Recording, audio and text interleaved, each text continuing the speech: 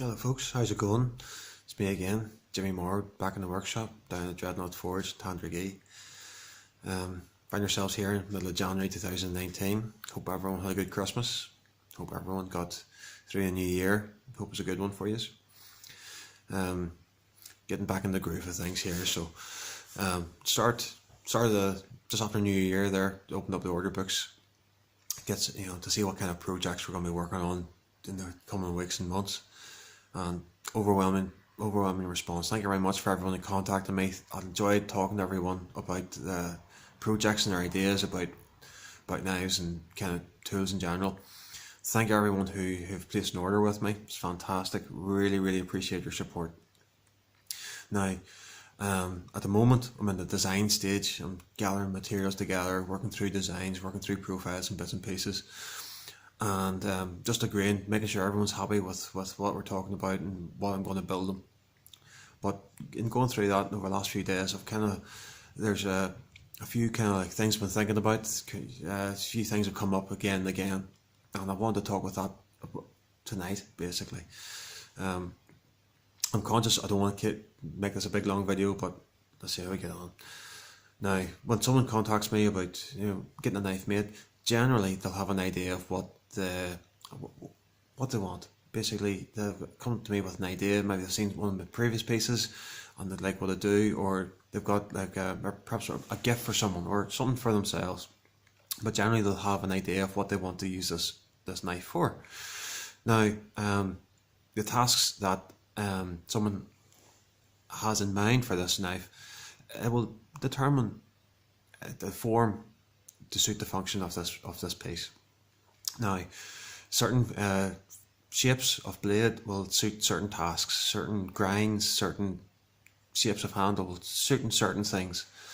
I found up until now that people who enjoy the outdoors, enjoy hunting, they'll have different requirements than folk who will enjoy the bushcraft, going camping, practicing good bushcraft skills out in the wilds, and generally have a different set of requirements of a knife. I'll expect different things, perform in different ways. For example, like a hunter, I found that folk who enjoy hunting, they expect a blade that is primarily a sharp blade that will cut. Of course, every knife it's a cutting tool, but it'll be expected to cut in a different way than for example, they could be cutting everything from baler twine to material to processing game. Now, those requirements will have a different shape. It'll have a different shape, like I showed before, like a drop point. I think it's a really good design for a hunting knife. We drop point here, haven't got it finished yet, haven't got polished up. But that profile, to me, it's a classic shape for a hunter.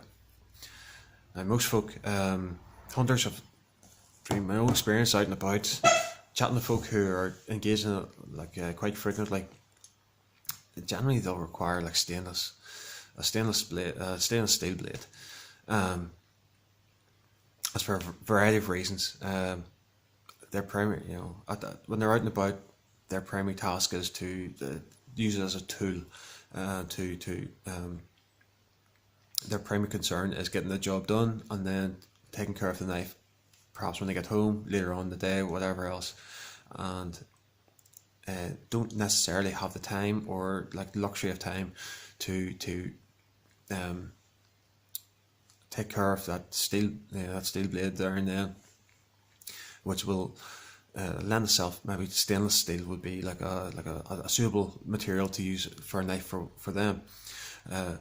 Bushcraft folk, again, their knife will be used for a different set of tasks. It can be there's more requirement for processing wood, for carving into wood, carving the hard materials like this, and that will require a different grind. Get this wee one that's got a Scandi grind. It's become very popular with the bushcraft folk. Now, that suits itself very much to carving into wood, carving into those hard materials. Folk even split small logs and stuff with them. That wedge shape is suited to that kind of task, whereas a finer hunting knife might not be the most suitable for that kind of task. Now these questions are like pretty. That's why they dictate what kind of shape I'd point out to the folk and recommend that they would consider this option. Like the difference in styles. Now I know there's plenty of folk here. I'm not trying to like say I'm an expert on the different types of steel. There's so many out there with such a variety of alloys and bits and pieces, but generally an oversight split into two, like stainless steel and carbon steel. Stainless steel is developed to be more resistant to corrosion, to staining, than the carbon steel. Now it'll stand up for longer. Eventually it will tarnish, it will rust, but it'll stand up for longer than a carbon steel, and that will suit to some tasks rather than others. Now some would say like a carbon steel will give a better cutting performance, that it's easier to sharpen in the field, that it's easier to maintain. It's also, it'll strike sparks off a fire rod as well, so folk who enjoy lighting a fire with a ferrocenium rod, just to practice those skills, they will generally appreciate like a carbon steel blade. Now a carbon steel blade, I've heard it in the past being described as carbon steel having a soul. I like to describe it as you have to develop a relationship with your carbon steel tool, your knife. You have to. It takes constant attention. It can constant care. If it gets wet, you cannot leave it wet for a long period of time. You can't leave it damp. You have to make sure it's oiled as much as possible, just to try and maintain it as much as you can. Especially when it's new, when it's shiny, it's prone to rusting. Now, if you take care of it, if you pay attention to it, it'll last you a lifetime. Eventually, it will develop a patina. It'll develop like a greyish coat on top of it that will help prevent some of these issues. But at least in the short term, you have to like really be constantly aware of keeping it paying attention to if it's wet, dry, its condition. Now that will suit some tasks more than others, but everything, like with everything, it has to suit the purpose it's put to. Another part of it is handles. Again, it's a simple tool. It's basically a steel blade, somewhere for your hand to go. Handle material, handle shape. What do you want to use it for? Now, let's look at the materials first. Generally falls to a couple of categories: man-made materials, natural materials. Popular choices are wooden handles. Feel great in the hand. Wooden handles, they've got a certain warm character to your hand that you don't get with anything else. Aesthetics. The look of the grain. Fantastic. Woods are out there. You can really bring out make it look a million, look fantastic. I believe it should be a tool that serves a purpose, but should also make you smile every time you use it. Every time you pull it out, you go, actually, yeah, okay. Every time that's why people come to someone like me to make them something that every time they take it out of the cupboard or take it out of the sheath, they go, actually, okay, I like that. I do it all the time. Now, other man-made materials. There's other options. There's stag, there's bone, there's other things that are out there to consider. Some are more kind of like available than others. Some are easier to get results than others. But it breaks down to that. Now, it's my job as well as to try and advise people the pros and cons of the different options. There's plenty of folk out there who are just as knowledgeable, just as experienced as myself.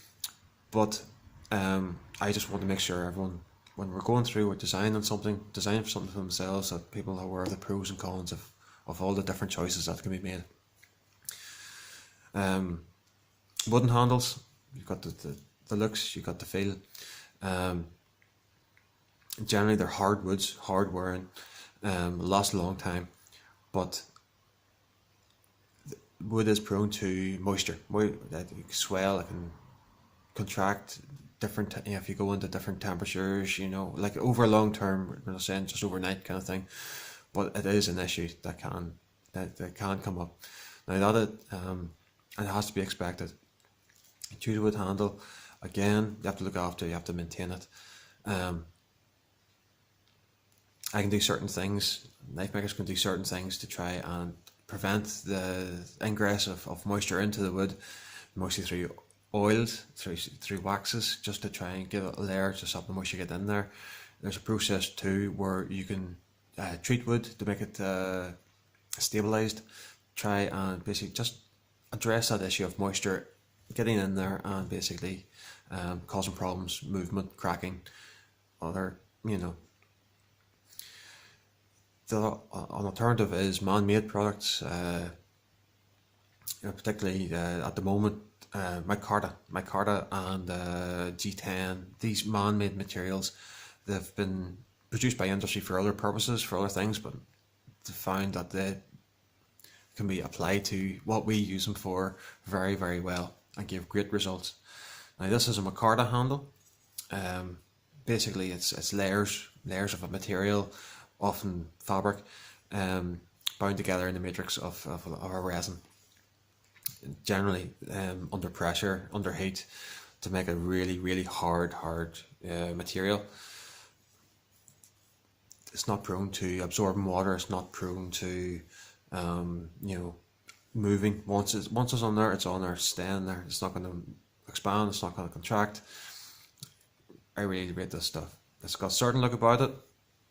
I like it, but it's a consideration. You have to, either you love it or you hate it.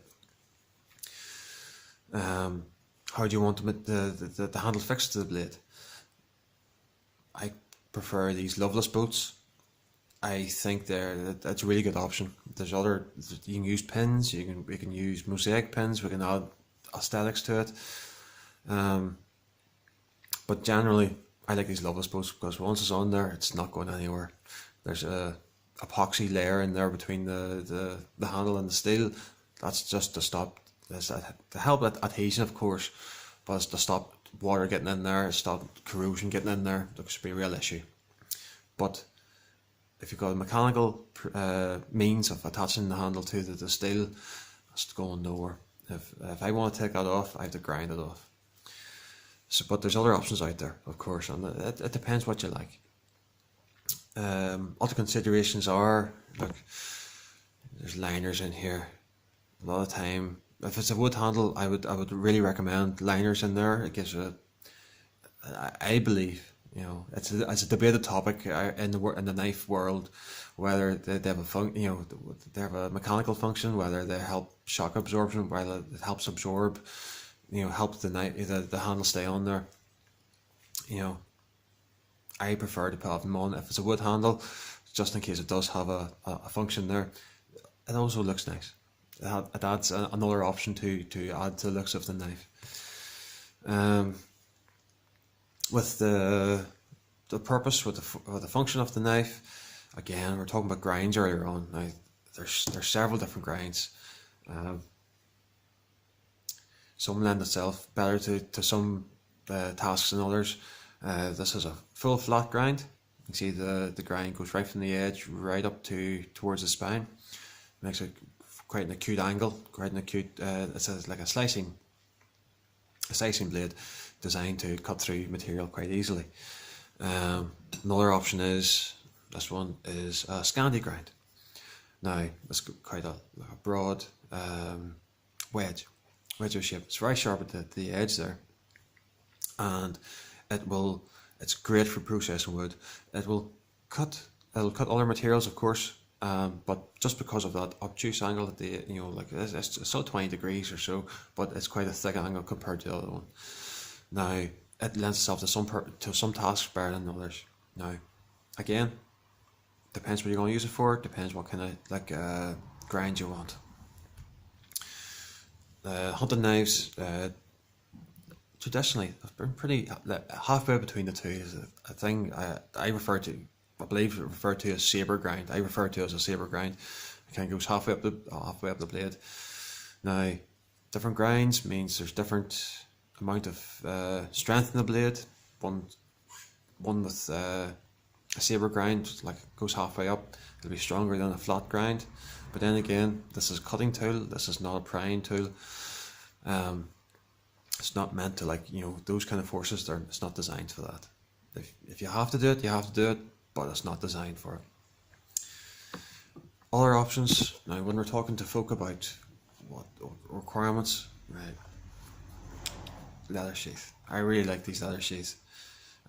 Again, feel. It's a natural material. Different shapes suit different purposes. I quite like this. This design at the moment, I think it really suits a bushcraft blade. Big heavy welt. Make sure that the cutting edge will not cut the threads. Do different levels of stitching. Different belt loops. I've got one on here that I can hang vertically from your belt, or you can hang it 45 degrees for a cross draw. Just whatever your preference. Sometimes I like to put on like a D-ring. It means you can hang it off a wee loop on your belt, so it's just got a wee bit more hang to it, so it's just at your hand. Just what you prefer. Now, we can have the spectrum of dyes that you can dye leather these days is unbelievable. So it's colour. Do you want it to match the handle? Do you want it your favourite colour? I've seen pink ones, I've seen purple ones, I've seen anything you can imagine under the sun. What kind of colour thread do you want? These ones I like to treat with beeswax. I've got a snow seal. It's a leather conditioner. Just try and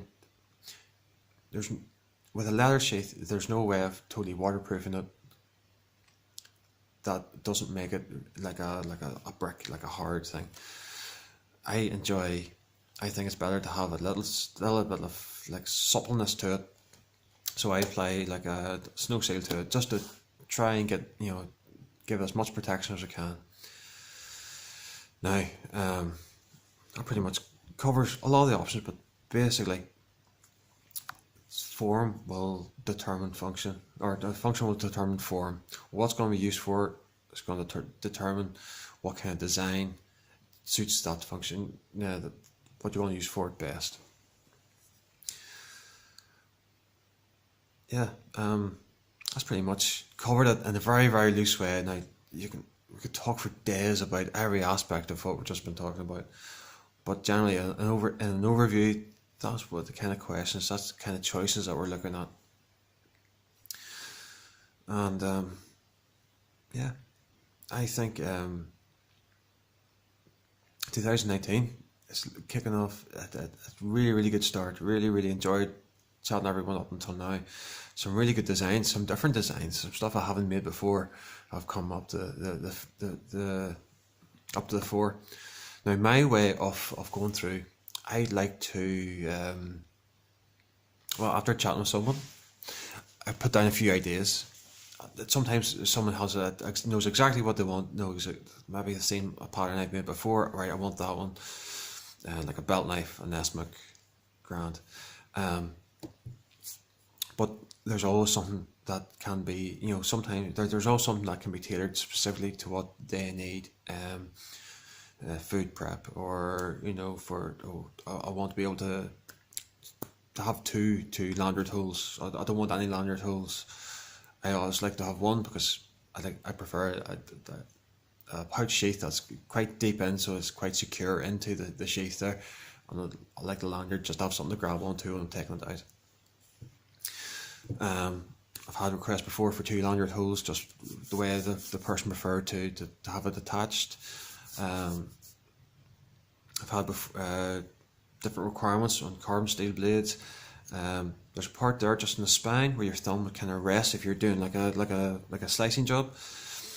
But I find if it's too sharp, like an 90-degree edge just up there, it kind of hurts your thumb. It's sharp against your thumb. If you're working all day long with it, it can be annoying. It starts to distract you from what you're doing. Now, I like to round off that with first reef, that reef section. Now, sometimes folk can request, the rest of the section is like 90 degrees. You can strike it with a ferro rod. that's grand, no problem. Finger choice and stuff here stops your fingers going onto the cutting surface itself. Sometimes people want that, sometimes no.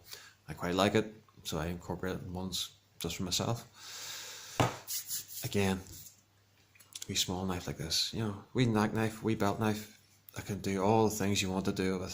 Sometimes you don't need to, like, folk don't need to, like, cut into branches, cut into trees. Sometimes just want a wee edge just to have in their pocket, on their belt, just for those wee small jobs that they come across all the time. Could be opening boxes, could be cutting, cutting twine, cutting sellotape, cutting cardboard all day long. But just something like that there, just enough, a couple of inches long blade, that's all they need, that's all they want. I quite like, even on a shorter blade like this, I quite like a full length handle, just so you can get a good grip on it. Like, I prefer these kind of shape, you see that in most of my work, and I just come across this and I love it. It just feels comfortable in the position in your hand. Some folk, sometimes they need to, like, work it like this, so somewhere for your thumb to go there, and there's a nice ramp at the back there. If you need to hold it like that, yeah, it still suits us, lends itself to that kind of like function.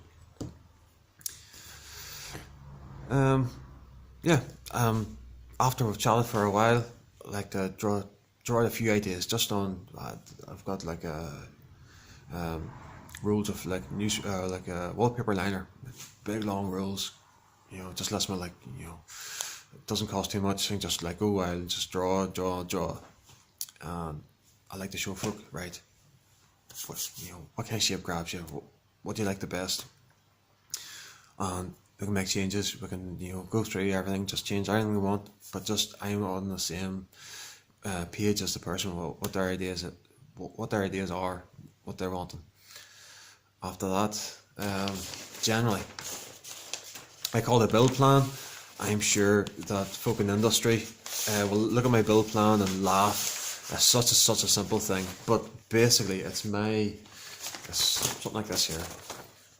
Profile of the blade that we've worked out, and all the options down the one side. And this is just to remind me, like, I've got a handful of jobs here, and it might be 6 weeks down the line where I'm working on a particular aspect of something, and I'm trying to remember, was that with brass pins, was that with stainless steel lander tube, whatever it was. But if it's on the page, that is what I build.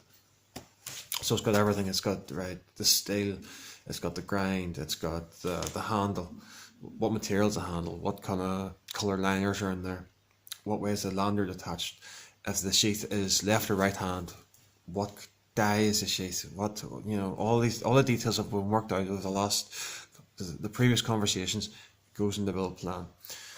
I'll send that build plan, I'll send a photograph to the folk, and if they're happy with all those details, that's what I build, that's what I base the build on.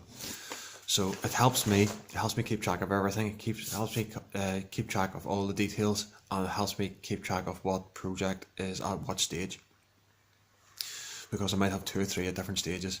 Generally, I like to do, I work in batches. I do all the design in one go. I do all the metal work in one go, get to a certain stage. Now, if at the moment when I'm working stainless, I have to send it out to be heat treated. I don't have the equipment here to heat treat stainless myself, so it'll have to go out, and that might be away for 2-3 weeks. I'll come back, and so it lets me get back on. This is this blade, this is for this project, and this is what is happening next with it. With the carbon steel, I have the ability to do most of the work on it myself. On the really simple carbon steels, I can do the whole lot myself. But there might be several at different stages. But generally, I'll do a batch. I'll do all the metal work at one time. I'll do all the heat treat at one time. I will do the polishing at one time. I will do the grinding. It's just so I'm in that frame of mind. I'm doing the same action. I'm getting the muscle memory going again, and I can set up all my tools to do that one function on several knives at one time, I don't have to clear anything else away to do the next, to do a different stage on a different piece. It's all been done at the same time. I can order the materials to be ready for that stage in the process, to be ready sitting there at one time. It's all good. So that's why I do batch processes. It's the most efficient way for me to work. So that's generally why you might see like build along photographs coming up on my pages different times, but there'll always be like a big wave of finished pieces all at one time, because I'm generally finishing them all off at the same point. I'm looking at the time of this video. It's already 25 minutes long. I'm sorry folks, didn't mean to ramble on this long. Just 2019, or again, thanks for everyone who've been chatting to up until now. 2019, we were chatting earlier on about a few wee ideas. And I wonder, do you guys want to see like some videos of some other knife makers, some guys in the scene, in especially Northern Ireland? I'm a fan of some podcasts out there, and the podcasts, they seem to be focusing on a lot of the American makers, some of the European guys, but none of the Irish guys. You saw me before, I was raving on about some of the talent over here. I think it might be interesting to have a chat with a few of the guys that I'm friendly with, that like, I have contact with all the time. I admire their work. Maybe an opportunity to get the word out. I'm connected with the Knife Makers Association in Ireland, and there's a few guys on there that I'm really, really, really impressed with. Check out their website. Check out my website. There's links on there, the Knife Makers Association of Ireland. Get in contact. Drop us a line. At the moment, my books are closed. I've got enough orders to keep me busy for the next few weeks. A few folk are contacting me about future projects. At the moment, I'm just having to say, look, I'm sorry. I'll put your name on the list and I'll contact you near to the time. It's just the way I have to work. It's just I can be overwhelmed, but everyone's been very understanding up until now. So hopefully that continues. And please don't hesitate in giving us a wee shout. I love talking about knives. I love every aspect. I'm just a geek. Right, I'll sign off there. 27 minutes. Sorry to keep you so long, and hope to see you soon. Thanks very much. Bye bye.